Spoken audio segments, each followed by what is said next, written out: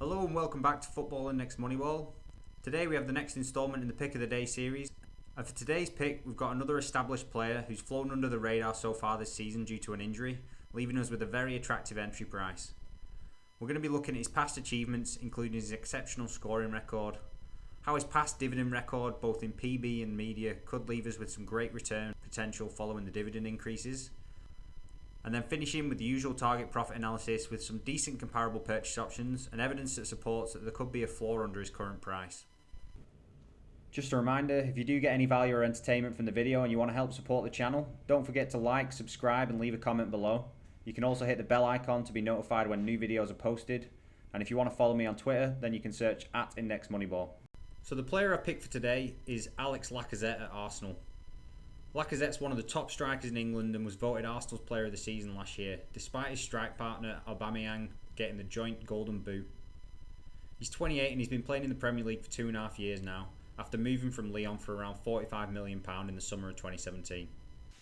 His current price is £1.35, which is fairly expensive for an older player on this series, but I think for that price you're getting a player who's in the top tier of world football when it comes to forwards, and who has a proven record of PB and media winning potential, along with a price that's comparatively low for a player of his ability. And if we look at his 12-month graph, we can see that he's down 30p from his peak, and he's pretty close to his 6-month low currently. He's also only 16p up from his price 12 months ago, and that's after a compounded dividend increase of around 90% from last year. And this is for a proven PB winner as well.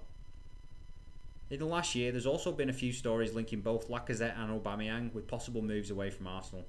At one point, Barcelona were rumoured to be interested, and I think with the unrest at Arsenal at the minute, there could be potential for some speculation of a move away, which is going to be great for his media potential.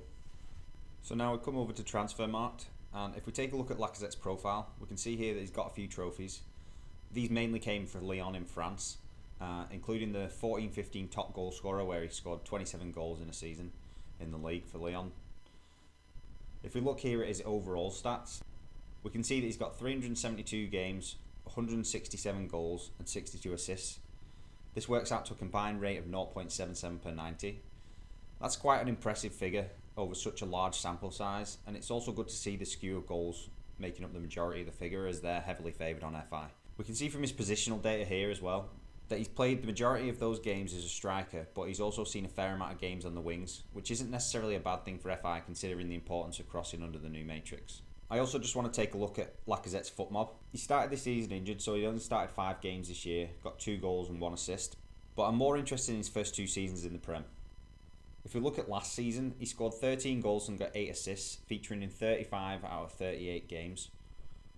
And the season before that, he had a pretty similar return with 14 goals and 4 assists, featuring in 32 of the 38 games. And the majority of those were starts. Digging into his detailed stats from last season, we can see that he managed 62 shots, which is a rate of 2.23 per 90, almost half of which he got on target, which is actually a pretty good ratio for a PB potential itself. Then his key passes was a solid 1.1 per 90, and his dribbles attempts was up at 2.48. So these are a really good set of stats for any player, but especially for a forward following the matrix change and the reclassification of a lot of the attacking players. I'm thinking of players like Marco Reus. I think that Lacazette's the kind of player who should benefit from the recent changes, and on top of that, I think he's yet to find his best form that he showed at Lyon, where he scored 28 goals and scored 3 assists. You can see here the season before he moved to Arsenal. Season before that he got 21, before that he got 27, so I think he has got a lot more that he can show. I know the French league's not as strong, but I do think that he can kick it up a gear. The only stat here that's a little bit low for my liking is his passes per game at 28, but I think for his price you should be still looking at a great percentage return in dividends if things go our way. The last thing I wanted to look at before we go on to the profit analysis is Lacazette's info on the master stats table here on Football Index Edge. And if we scroll down, I've organised this by total media score, and if we scroll down we can see Lacazette's here with 46,250 total media. That puts him in 28th place overall. Now there's some interesting things to look at here, but I'm going to start off by just taking a look at the rest of his stats.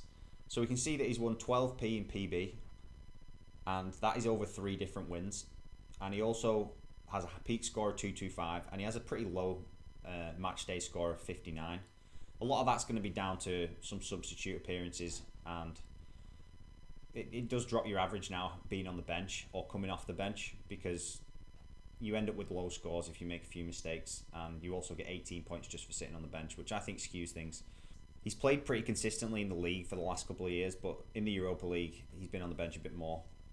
On top of that, Arsenal have not had the best time over that period either, which tends to lead to lower PB scores. He also has 2p in media dividends, but the really interesting thing, as I said earlier, is his 46,250 total score. If we take off his highlight there, we can see that the other players around him have all got considerably more dividends, and some of the players below him even. The next 3 players have all got, a significant amount more. In fact, the next 5 players have all got a lot more.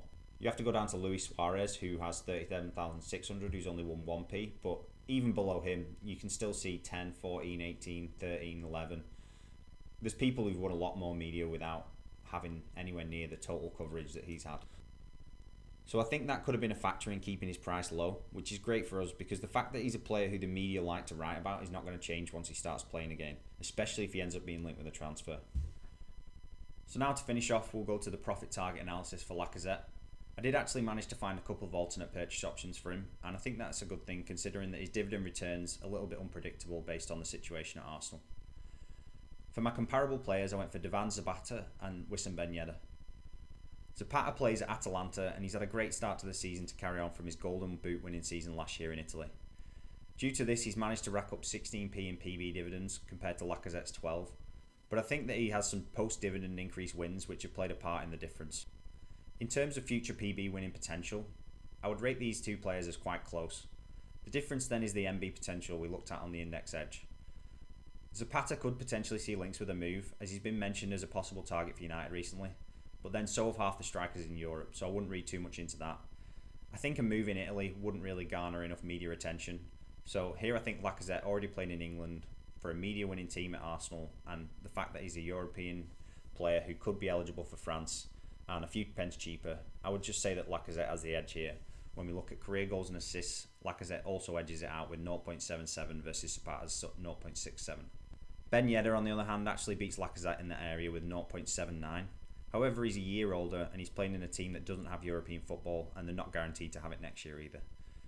Ben Yedder's currently in the France national team, where Lacazette struggled to break in, with his last appearance coming in 2017. I think with a good season, Lacazette could be in with a shout of getting that spot back though, but it's not something that I've factored in here. Another thing to mention is if he was to be left out of the national team after a good season, that would probably generate some media as well. Again, with the PB winning potential, I put these 2 players on a par, but with Lacazette being a year younger, having European football, playing in England, having the high total media score, I think that there's enough justification to overlook the price difference.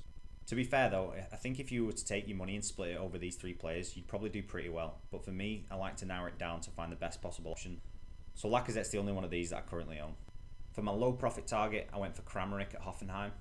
Now Kramaric's had a fair bit of attention on Twitter of late as he's come back from injury, which has led to a pretty big price increase. This makes for good reading for us on paper, as I would think that considering Hoffenheim's lack of European football and a lot of the other advantages that I just listed for Lacazette versus the comparable players, he should be the more expensive of the 2 players right now.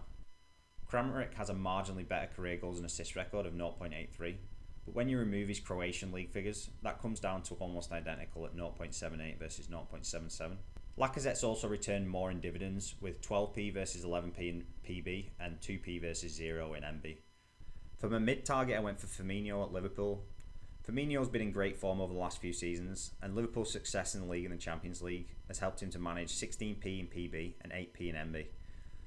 So I think the price difference here is probably justified on current form, but I would say that both these players are undervalued with the new dividend payouts, and I think that Firmino's playing it close to his full potential, where Lacazette on the other hand has got another gear that he could step up to, which hopefully could put him at or above Firmino in terms of value on the index. Lacazette also has the much better goal and assist record, with Firmino down at 0.65. But Liverpool's dominance in games more than makes up for that at present.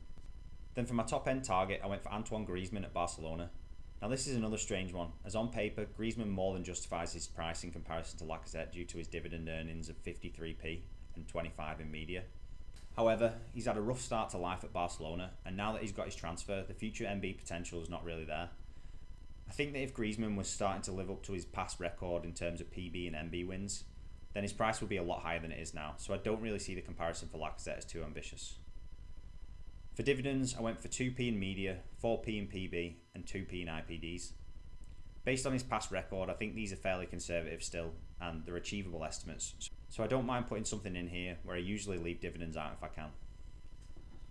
So that leaves us with profit targets of 25% for the low, 47% for the mid, and 109% for the high.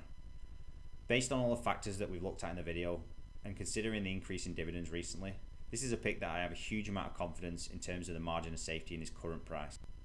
I'm looking at the high target as being pretty achievable in the next 12 months, but one thing I'm not really worried about at all with Lacazette is losing money on him over the next 12 months, barring a huge sell-off in the market as a whole, which is extremely unlikely.